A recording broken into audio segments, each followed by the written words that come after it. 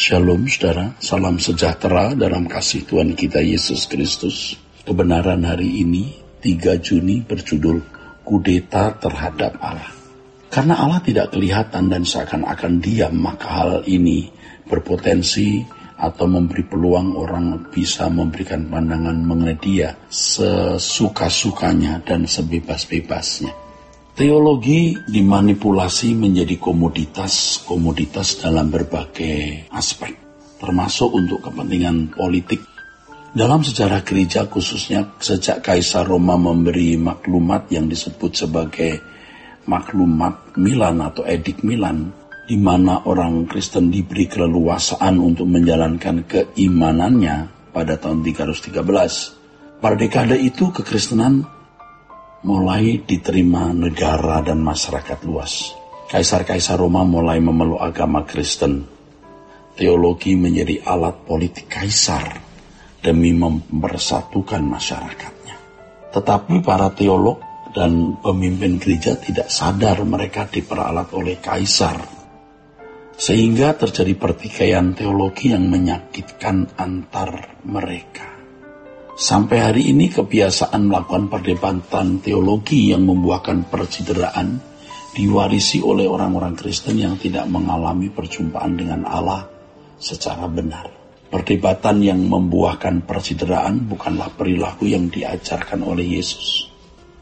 Perdebatan-perdebatan tersebut hanya membangkitkan dan memuaskan kesombongan atau arogansi diri saudara, yang pasti membawa korban. Perbedaan selalu ada, tetapi tidak harus dibawa ke ranah perdebatan yang membuahkan percideraan, saudara.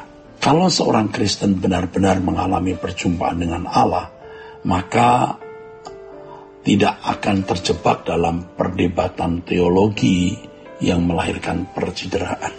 Orang Kristen yang benar-benar mengalami perjumpaan dengan Allah dan telah selesai dengan dirinya sendiri, pasti memiliki roh yang lemah lembut dan tentram dalam seluruh perilakunya.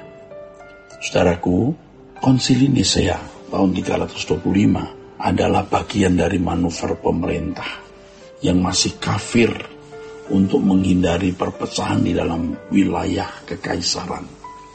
Pada waktu mana kekristenan telah memiliki pengaruh luas di masyarakat. Mau tidak mau, kaisar sebagai kepala pemerintahan harus berpihak kepada kelompok yang diperkirakan memiliki kekuatan yang bisa lebih besar, ya, atau kekuatan yang lebih besar. Ya.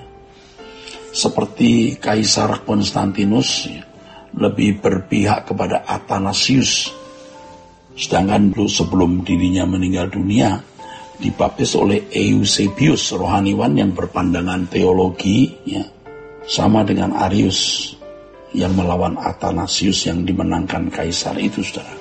Baik Eusebius maupun Arius memiliki pandangan sama mengakar pada seorang teolog Origenes namanya, yang mengajarkan bahwa bapak lebih besar dari anak. Ini pandangan yang disebut sebagai subordinasionisme. Hal ini bertentangan dengan pandangan Athanasius yang dibela kaisar pada Konsili Nisea. Saudaraku, Kaisar Konstantinus ya, memang sebenarnya tidak peduli teologi. Ia hanya peduli kepentingan kekaisarannya atau kepentingan politik. Ia menggunakan teologi hanya untuk kepentingan politik. Ya, ia menggunakan teologi. Memang kaisar memprakarsai adanya konsili, yaitu pertemuan para teolog dan pemimpin gereja pada waktu itu. Dia sendiri belum dibaptis dan menurut catatan ia masih memiliki hubungan dengan agama kafir. Dan dia masih duduk sebagai salah satu imam tingginya yang disebut Pontifex Maximus. Sangat ironis seorang imam agama kafir menjadi pemrakarsa sebuah pertemuan para hamba-hamba Tuhan yang mestinya bermartabat lebih dari siapapun. Saudaraku, bahkan lebih dari seorang kaisar. Pertemuan tersebut tidak membuahkan buah kehidupan yang baik, yang menjadi kesaksian bagi masyarakat luas yang sebagian masih kafir. Pertikaian teologi merusak persaudaraan di dalam Tuhan yang dibahas oleh Yesus dalam Yohanes 17 ayat 20-21 dengan istilah yang terkenal, supaya mereka semua menjadi satu, omnes unum sint. Kalau kita memperhatikan gereja mula-mula yang dikisahkan dalam Kisah Rasul, sama sekali tidak ada praktek pertikaian dari perdebatan teologi orang Kristen mula-mula. Sebab mereka baru menjadi orang-orang Kristen. Pasti adalah perdebatan begitu, saudara. Tapi tidak ada sampai membuahkan percideraan itu, saudara. Pasti adalah perbedaan pendapat, tetapi tidak sampai membuahkan perdebatan-perdebatan yang membuahkan percideraan. Mengapa? Ya, selain faktor Roh Kudus yang menuntun mereka sebagai faktor dominannya, orang-orang Kristen abad pertama itu hidup dalam persekutuan yang benar dalam kasih Kristus yang mereka peragakan.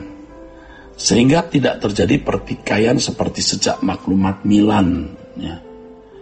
Kalaupun sebelum maklumat Milan sudah ada perbedaan-perbedaan pandangan dari para teolog, tetapi tidak setajam pertemuan konsili di tahun 325 itu sudah, dan konsili-konsili yang diselenggarakan berikut. Karena perdebatan dalam konsili sudah seperti melembaga dan menjadi keputusan yang dianggap resmi mewakili Allah. Hal mana tidak pernah diajarkan oleh Yesus.